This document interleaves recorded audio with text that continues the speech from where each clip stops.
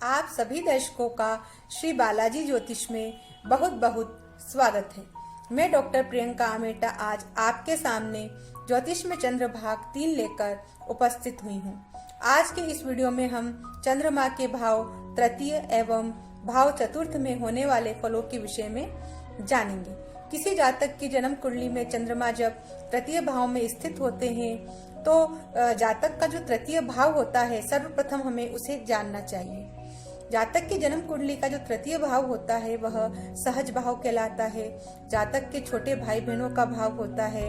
जातक की लेखन शक्ति का विचार इस भाव से किया जाता है। जातक की पराक्रम का भाव तृतीय भाव कहलाता है। उसकी जलीय यात्राओं का विचार इस भाव से किया जाता है। जातक के सामाजिक संबंधों का विचार इसी भाव से किया जाता है और जातक के जो जीवन साथी हैं उनके धर्म के विषय में, जीवन साथी के पिता के विषय में, जीवन साथी के भाग्य के विषय में भी तृतीय भाव से विचार किया जाता है। चंद्रमा जब तृतीय भाव में स्थित होते हैं तो वे उतने सहज नहीं होते हैं, क्योंकि जो तृतीय भाव होता है वह बुध ग्रह का भाव है।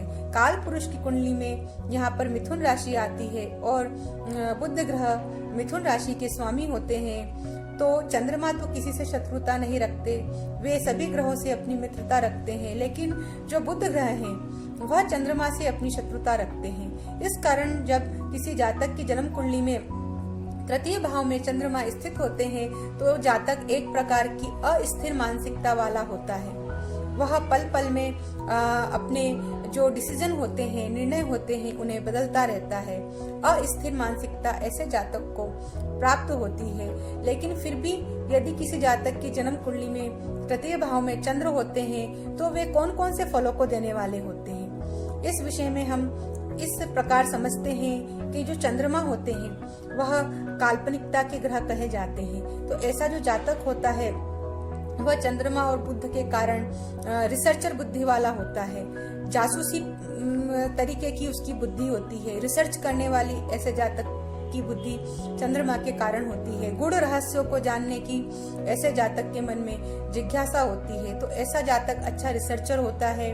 तृतीय भावस्थ चंद्र वाला जातक एक अच्छा कल्पनाशीलता का पुट लिए हुए एक अच्छा लेखक, अच्छा साहित्यकार, ऐसा जब जातक होता है वह सिद्ध होता है। तृतीय भावस्थ चंद्र वाला जो जातक होता है वह अपने जो छोटे भाई बहन होते हैं उनसे भावात्मक रूप से बहुत ही ज्यादा प्रेम करने वाला, बहुत ही ज्यादा अटैचमेंट रखने वाला, उनकी बहुत ही ज्यादा केयर करने वाला, उनकी प्रोटेक्शन करने वाला ऐसा जो जातक होता है वह होता है। तृतीय भाव में स्थित चंद्रमा जातक के आस पड़ोसियों से उसके आत्मीय संबंध बना देते हैं। उसके कार्यस्थल पर कार्य करने वाले सहकर्मियों से ऐसा जो जातक होता है वो आत्मिक एवं भावात्मक रूप से जुड़ा होता है। ऐसा जातक समाज में बहुत लोकप्रिय होता है।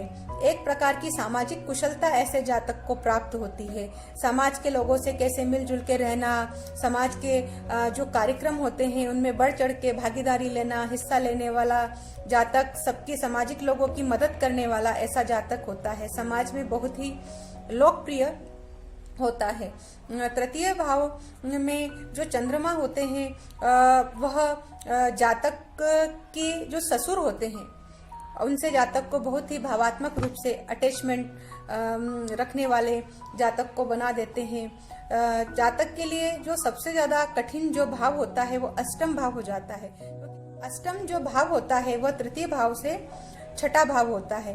इसलिए अष्टम भाव यदि जातक की जन्म कुंडली में मजबूत नहीं है, अष्टमेश बहुत ही ज्यादा खराब स्थिति में है, तो ऐसे जातक को उसके जीवन में उसके ससुराल वालों की ओर से, उसके जीवन साथी के गुप्त व्यवहार की ओर से, कर संबंधित समस्याएं और जीवन साथी के धन संबंधी समस्याओं का अपने जीवन में सामना करना पड़ता है और बहुत ही ज्यादा उसकी मानसिक स्थिति को यह सब चीजें प्रभावित करती है। कुल मिलाकर तृतीय भाव में स्थित चंद्र वाला जो जातक होता है वह मानवीय गुणों से ओतप्रोत होता है। अष्टम भाव से अष्टम होने के कारण ऐसा जो जातक होता है उसके लिए कहा जाता है कि ऐसे जातक की जो मृत्यु है वह प्रायः क्षय रोग से होती है। तो आइए अब हम चतुर्थ भाव में स्थित चंद्रमा के फलों के विषय में जानते हैं। जातक की जन्म कुंडली में जो चतुर्थ भाव होता है वह जातक के सुख का भाव होता है। वाहन, मकान, जमीन, जायदाद इत्यादि संबंधों में भी इसी भाव से विचार किया जाता है। जातक की लोकप्रियता के विषय में भी इसी भाव से विचार होता है। जब चतुर्थ भाव में चंद्रमा होते हैं तो काल पुरुष की कुंडली में इसका जो स्वामित्व होता है वह कर्क राशि अर्थात चंद्रमा को ही प्राप्त है। अतः चंद्रमा यहाँ पर दिग्बली कहे जाते हैं। चतुर्थ भाव में स्थित जो चंद्र होते हैं वह जातक को गहरी देशभक्ति प्रदान करते हैं। घर से जातक को बहुत ही गहरा लगाव होता है। ऐसा जो जातक होता है वो समाज और कुटुंबियों से गहरा लगाव रखने वाला, अपनी माता को बहुत ही ज्यादा प्रेम और उनकी बहुत ही ज्यादा केयर करने वाला होता है। जातक के बाग बगीचे से जातक प्रेम करने वाला होता है। ऐसा जो जातक होता है उसका बड़ा खेत होता है, बड़ा घर होता है। लोक संस्कृति की ऐसा जो जातक होता है उसको गहरी समझ होती है। घर के पूर्वज, घर के देवी देवताओं को जातक बहुत ही ज्यादा मानने वाला होता है। बहुत ही ज्यादा अपनी पुरानी परंपराएं जो कुलों से चली आ रही है उनमें विश्वास रखने वाला, उनसे जुड़ाव रखने वाला होता है। माता पिता की विशेष केयर करने वाला होता है और ज्यादातर समय अपने घर में ही बिताना पसंद करता है। ऐसा जो जातक होता है वह अपनी स्थिरता और सुरक्षा की लालसा यहाँ पर स्थित चंद्रदेव उसे प्रदत्त करते हैं। प्रकृति एवं पर्यावरण प्रेमी यहाँ पर स्थित चंद्रमा जातक को बना देते हैं। जातक माता, घर, संपत्ति, राष्ट्र, राज्य, कबीला और सबसे अधिक मातृभूमि के प्रति गहरा भावात्मक लगाव रखने वाला होता है। मातृ स्नेह, अच्छी कारें, सुखद यात्रा, सार्वभौमिक सम्मान एवं संतोष की भावना यहाँ पर स्थित चंद्रदेव जातक को प्रदान करते हैं। संबंधों में ऐसा जातक बहुत लोकप्रिय होता है। विपरीत लिंग के प्रति जातक आकर्षण का केंद्र होता है। यदि चतुर्थ भाव में चंद्रमा बहुत ही अच्छी स्थिति में हो और पूर्णिमा के चंद्रमा हो तो जातक को बहुत ही अत्यधिक सौभाग्यशाली बना देते हैं, बहुत ही लोकप्रिय बना देते हैं। जातक अच्छी पत्नी और अच्छे बच्चों से युक्त होकर, सौभाग्य से युक्त होकर अपने जीवन का निर्वाह करता है। यदि आपको मेरा यह वीडियो पसंद आया हो तो प्लीज इसे लाइक करें, शेयर करें, मेरे चैनल को सब्सक्राइब करें और अपनी प्रतिक्रियाएं कमेंट बॉक्स के माध्यम से मुझे अवश्य प्रेषित करें। धन्यवाद। नमस्कार।